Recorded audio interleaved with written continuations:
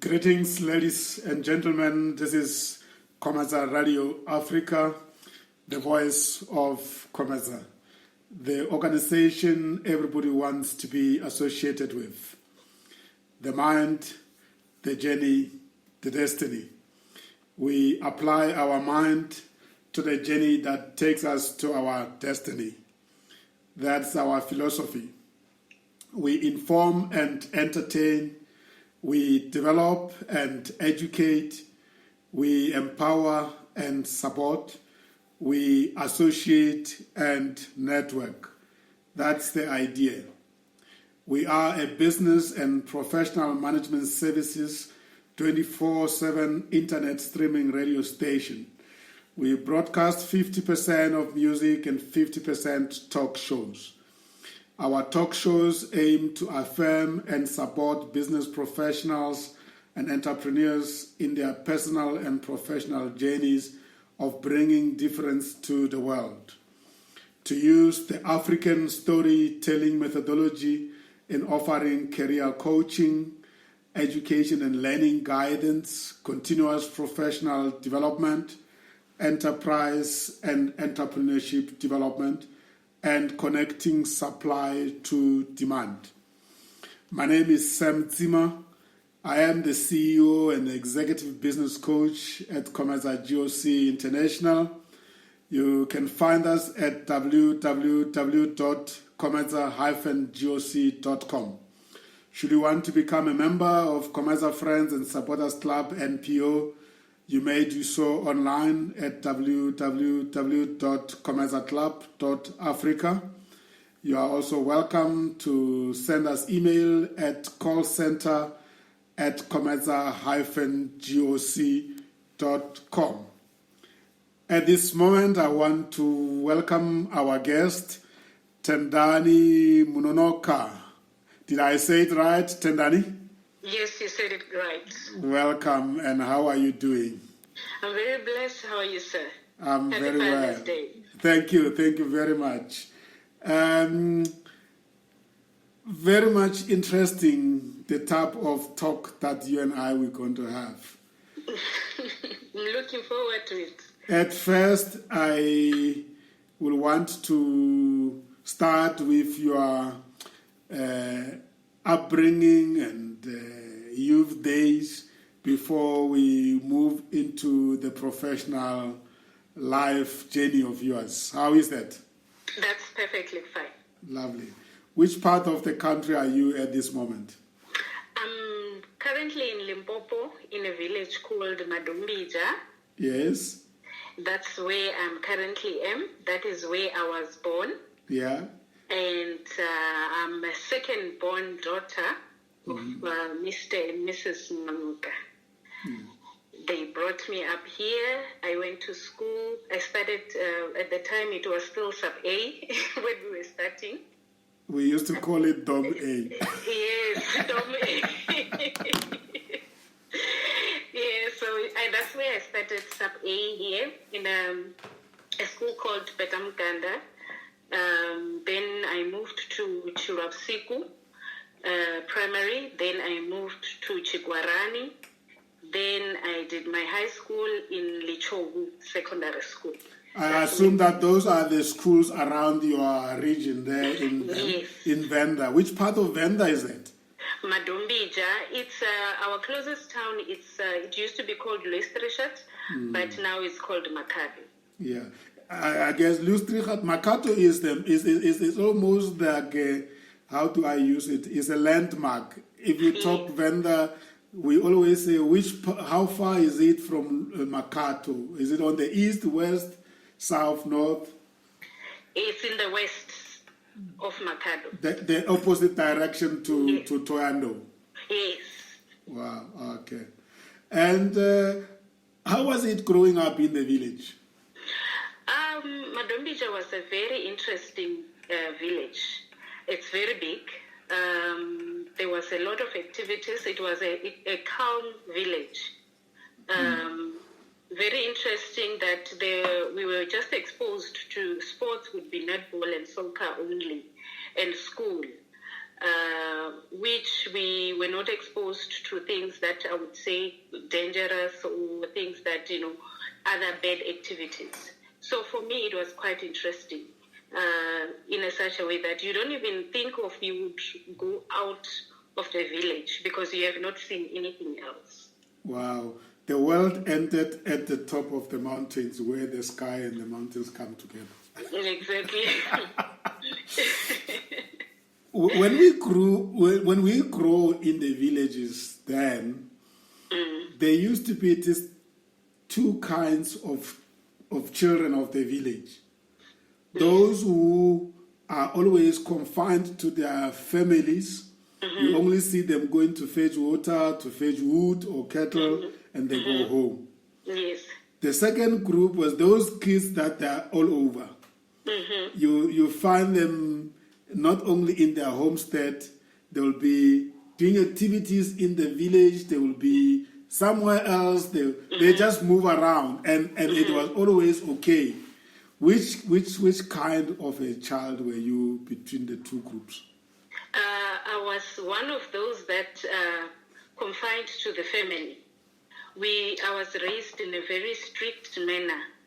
You have access to go to school, and you are given chores that you will start. School used to finish at around 1 o'clock.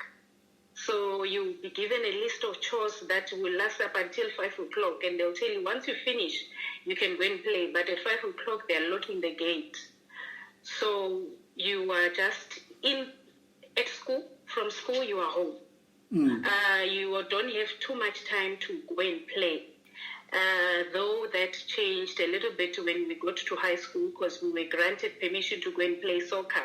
There was a team of girls that was started. Wow, you played football? Yes, I played football. What position did you play? Number 10. Wow. I still kept my photo from the local newspaper, Mira, when I passed a very good goal that made our team to win on that one Saturday. So I kept it, for as a memento. Yes, for history purposes. Wow, that's beautiful. So that's how we were brought up. You were not given, time to go and play or get friends. I had friends that they were my school friends, and they stayed a little bit far. So we enjoyed our friendship at school, and when we are walking from school up until home, when I reach the gate, the friendship will end and it will resume tomorrow. I still remember those kind of friends, Yes. that make you look forward to go to school to meet your friends. Yes, yes. And indeed, at the end of the school, you all head home. Yes. Are you still in touch with those friends right now? Yes, I'm still in touch. I'm still very much in touch. We are still friends. My sub-A girlfriend, we still talk. We even spoke even today. Wow. And the parents, what type of parents were they? My mom, when we were growing up, she was working as a maid.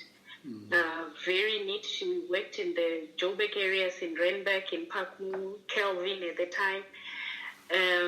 My dad was working for, at his time, he worked for KFC a long time ago as a cleaner, being promoted to be a cook and being promoted to be a cashier. But they did a very good job. Wow. They gave it their best. When you're growing up in the village, it's either you are growing up in a serious poverty or in just a managed home. So we grew up in a managed home. By then, when your parents are working in Joburg, you look like okay. So they made it possible for us to give us what they could at the time.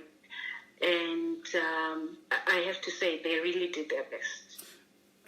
When they were away in Johannesburg, in Gauteng, yes.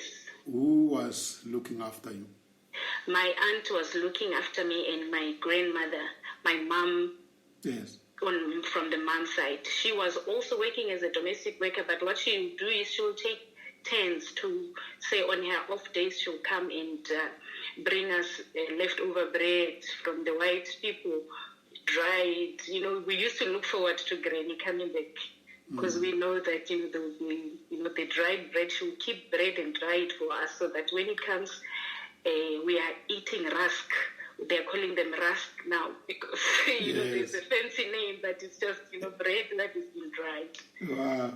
Yes. So she was working in Makato then? In Louis Trichardt then, yeah. In one of the farms, just right in the mountains, she was working there. Wow. And they used to be very good, the grandparents, in looking after us, yeah? Yes, she taught me one thing, that a lady or a girl does not take a bath. We didn't have, building bath, but we have the laundry big sink bath. So you don't bath in a plastic dish, that small one. You are a girl. You must bath in a bigger one. So she used to wake me up at 4 o'clock in the morning and say, it's time to bath. Wake up before everybody else is. Even if we're not many, but she will make it as if there's a lot of people were coming to bath, because it was just only me, my sister, and my aunt. Then 4 o'clock, it's bath time. So I've learned that first thing you do, you wake up, you bath. Make fire, warm the water, bath. And your parents are still alive? Yes, both of them are still very much alive. Wow. It's a blessing. It's a blessing to have. It's a serious blessing. And also for them to see you having grown now, you are more of their friend than a child now. Yes, very true. I have permission to joke with them and call him by the name, and he will not say anything. Are there some outstanding issues that you used to observe as you were growing that you needed them to clarify now that you can talk to them as equals? Yes, they are. I did. You grow up seeing them doing things that you don't understand, but they're trying to protect you. And I would ask them, how did you manage to tell us that you can go and play, but you are giving me chores that I would finish at 5? Why those strategies? What was so bad outside that you didn't want me to go out? They said, when you were growing up, it was not easy for us to tell you about boys. It was not easy to tell you about pregnancy. So the best thing is we could just keep you in the house. So you were like, oh, okay. You saved me. or you robbed me of my life partner of life. Yeah, maybe I would have met, my life partner of life at the time, but you were kept in the house. But we used to get, on Saturdays, we used to get time to play. And every child in the neighborhood would come and play, provided we are playing in front of our gate, so that they can be able to monitor you. What will you say are the values that you inherited from your parents?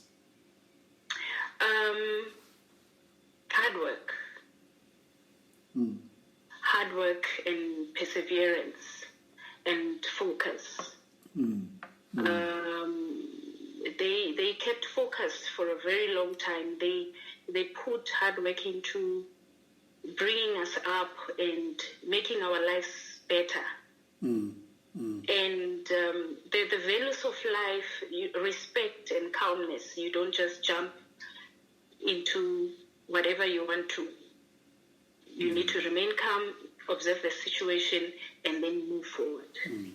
But then, because your parents were migrant workers, yes, have you missed those African stories telling moments around fire, or you'll do that whenever they're home on Christmas times? And I for one, I can't say I really missed them, because I remember that when they were away, there was a man who was working in Joburg. What he used to do is to transport goods, groceries and things.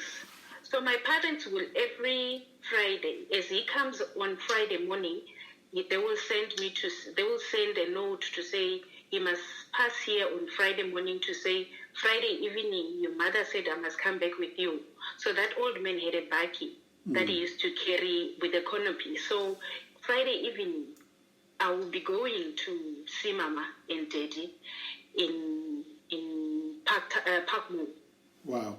So I had that privilege to be seeing them at least twice in a month or once a month. They will send me. The next weekend would be my sister's turn. So that kept the bond going. You were privileged kids indeed in the eyes of those village children. Yes, that I would say that. I would say that. And if you reflect now, the type of task you did mention that they will make you work until late, and yet they allow you to play, but they actually, in reality, they didn't want you to go out. Yes. Which other tasks and duties you grew up doing that really shaped who you are today? We had, the villages, the stand that have been given the village, they're very big. So they had their very nice garden, their flowers, and everything. So we had a borehole. And at the time, there were no machines, so you have to pump the water. So that was an active part that kept us going, because you need to pump maybe a 50-liter tank of water before you water the garden. So you come back from school, pump it, fill the tank, then start watering. So it shows that I had learned that following instruction will help you, because we were never in trouble. I was never in trouble because I kept on, following instruction. Today you are sweeping the street and sweeping the surrounding. Then you do exactly that. You've kept on to the instruction and you stay very far away from trouble. Because those times the shoe can land on your head anytime.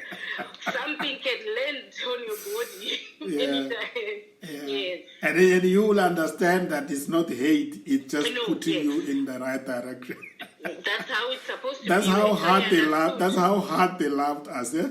Yes, this can happen. So you follow instructions, stay away from trouble. I grew up with my aunt, and I used not to understand why if I've done something, I will be beaten in the way that I was beaten. Yes. And today actually we are the best friends, her and I.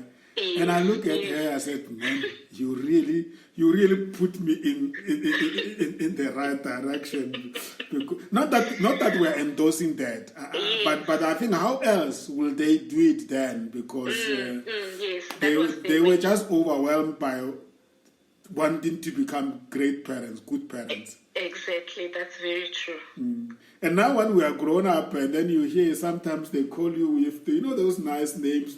You have got your name, but there's another name. When they call you with that name, yes. you know that you are good. These days they call you that name because they are like, we've done a damn good job on her. Yes, very true. Yeah? Very true. Well, it's very important to reflect on this because at that time you couldn't do anything about it, you couldn't understand it, but when you reflect on it, yes. And then you compare it with today, we could still bring that discipline in bringing up the young generation, but we don't need to do like that, but the objectives are still the same, right?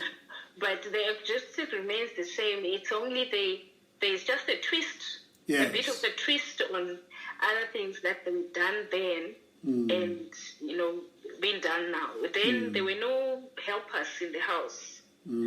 So 5 o'clock, it's me and my sister, we are awake, we are cleaning the house.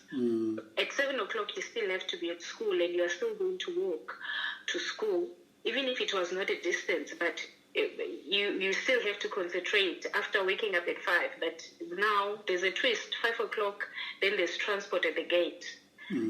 There's a helper. So there's a bit of a twist there. Let's talk about your school work and school activities. Yes.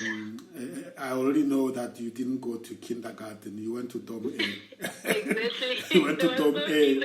There was no kindergarten. What happened to me was that there was no one was going to remain with me at home. So they had to ask at sub A if I can go to the school a year early so that I would be with others. So that was my kindergarten because I did sub A twice. Wow. I did sub A twice, not because of the reason that you gave, because in the first year I was naughty, running away from school. Oh, And okay. then I didn't write the exam, so I had to do it twice. Yes. So my case was she's alone and there's no one. My sister was already going to school. My aunt was already at school as well. So there's nobody to remain with her. The only option was to take me to school and be with others. And that little did they know that was really preparing you, laying the foundation for you. Yes, it was. Definitely it was. And any memories, childhood memories at the primary school that stand out for you? I remember one day I think I was doing standard 4. I was sitting in a class and then I went just outside, let me go and ease myself. Then I walked back. So when I walked out to the school, everybody was in the class. So our class, we were sitting. Remember, we never used to make noise, whether the teacher is there or not. The teacher would leave a sham book on top of the table to say, try me. So you just keep quiet. So I just walked out. I went, and then as I walked back, I came back walking very slowly. I still have, memories of that day. Then I walked in. As I walked in, I didn't knock because when I left the class, the teacher was not there. So I didn't knock. I just opened the door as I walked in, and the teacher was standing there. And then he just said, "Look at this girl." I didn't know what they were discussing, and I was not sure how long has he been there. And he said, "Look at this girl. Look at how clean she is." She is.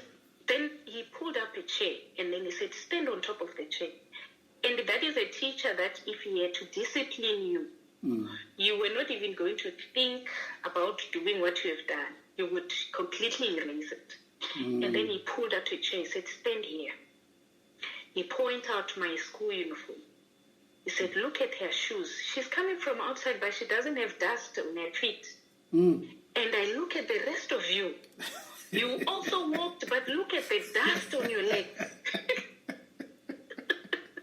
How were you walking, Tendani? I don't know. So I then realized maybe I was just, I don't know. Because I was not aware that my shoes doesn't have dust. He said, "Look at her. You all walked in the morning coming to school. But her shoes are clean. Her uniform is taped. Her shirts are still in the dress. The jersey is buttoned." And then when I looked at the class, people started buttoning up their, the V-neck school jerseys. They started buttoning their school. So you were a sample. I was a sample, and for the fact that it was coming from the math teacher, Wow. it was a bonus for me. What was his name or her name? Mr. Madia. Wow. But he wanted to he wanted to make it clearly understood what he is looking for. Yes. But I hope that did not attract enemies for you. No, it did not attract enemies because nobody got a beating that day. Because if they were beaten for being dirty, then it was going to be my fault. But fortunately, it was just said like that, and then he said to me, "Sit down," and I was like, "Oh, thank God, maybe in the next test I might get an extra mark." One day I just had an idea, and I hope that could also be done by many people. I just started listing all the teachers from Dom A up to where I am, and I said, if there was a way of just going back to those people and say, "Thank you so much. You have done a great job." And my heart is so when we have these tangle between us and teachers as a society. Teachers are they're playing such a valuable role in the society, irrespective of whether they are good at their subject or not, whether they lose it and become drunk or they do whatever they do, they are people after all. Yes, but definitely. the fact that we leave our children into their hands to take care of them, we trust them that much. you know what I mean? And I really, and I don't know what your view is, and that's why I keep on asking people in this platform to think of a teacher that was their best teacher and why. Yes. But in principle, I think we should be remembering all the teachers who really played the role in our lives. Definitely, which they are the ones who paved the way. They taught us how to write. The initiative of being taught how to hold a pencil. The initiative to balance the ruler when you're at sub A, to balance the ruler and the pencil to draw a straight line. That is a serious initiative that needs to be applauded, to say thank you.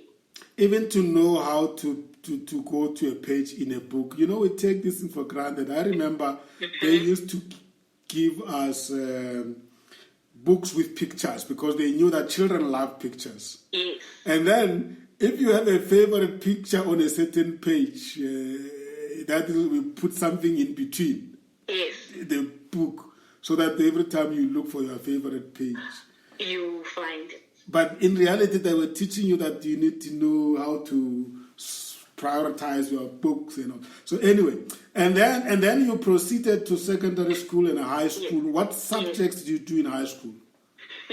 I studied accounting. It was accounting, business management, and economics. So those are commercial streams? Yes, those are commercial streams. Yes. And obviously with maths, English, and Venda. And your high school, was it far from home? No, it's not far from home. It's probably like 10, 20 minutes away from here. So you could still go home and have break, have lunch and come back? That was the drill. No lunchbox, no pocket money. You come home and you pick, if there's bread, you pick 2 slices of bread and walk out. You eat on your way back to school because you were given an hour for break. So you use the 20 minutes to walk back, and then you have another 20 minutes to walk back to school. So in the interim, you can't come in and sit down and eat. You come, pick, and then you go. If the grace is there, and then you had that bread that day, you went to school with the bread. So break time, you will be sitting with others. But the major part, that was the drill: come back home for break and eat and go back to school. And so your high school was a commercial high school? Yes, they had commercial and science. Okay. And then they had the history section as well. Is that the school geography and the history? Wow. Is that school still existing today? It's very much existing, yes. Are you part of the alumni? I am not part of them. So you haven't been back to your former high school? I think it's just the issue of not looking into their groups that are part of the school with other initiatives that they are doing, but I have not been part of them. I have to be honest. Can you and I make a deal that you need to go back and say, this is where I've been? That's a chapter in your professional journey. Yes. I know we are all not doing it, but I think I've learned from some people that I've interviewed on this platform from Kwakwa, a school called Mamboi. Yes.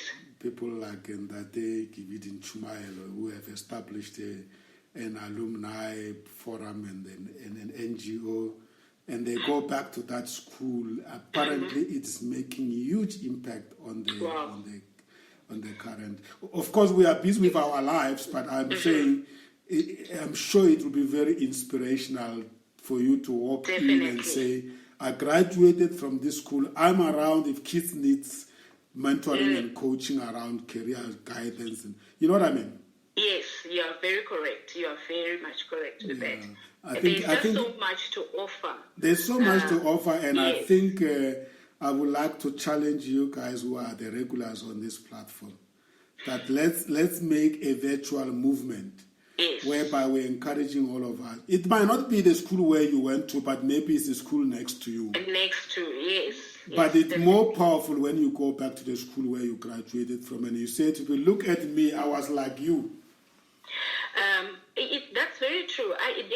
When I say there's so much to offer, when we are growing up, remember in class there will be bright kids and dumb kids. And as in my experience in growing up, as you are learning and you are meeting other different people, you then realize that at school there are kids that the levels are not the same. You were called dumb.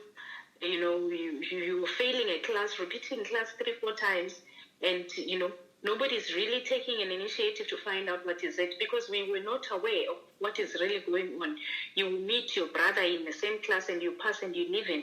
And those things are still happening now. So those are kind of things that we should now discover, and then we go back to the school, speak to the headmasters to say, this is the services we want to offer, and we want to see who has been in a class for 2 years. You can't be in one class for 2 years. You can't be in one class for 3 years. Absolutely. Yes. Absolutely. And did we pass well? We didn't pass well. We tried. Yeah. So that somebody was sharing with me about I think it was in that day, Hector Matave, the motivator, say that when you got S, and he say we used to call it Solanga. Yeah, Solanga, yes. As long as you have been there, you have gone through. From high school. But you did get a certificate. Yes. Yeah. So when we come back, but what results did you get? I got Solanga. Yes. Because I failed my first year of matric. Yes. I had to repeat. I begged my parents. They did not want to listen to me. I begged them, please allow me to go and just write the 2 subjects that I failed. They said, no, you are repeating. Yes. Why do you think? What makes you think you are so special? But for them, that certificate was enough. Yes. So you continued with that certificate. I continued, and I repeated, and then I got now the certificate. Oh, okay. Oh, beautiful, lovely. That is very important, and let's hold it there. When we come back, we're going to find out whether what you did post that. Okay. Yeah. Yes. We're going into your tertiary level and your post-matric learning development journey. I will be back.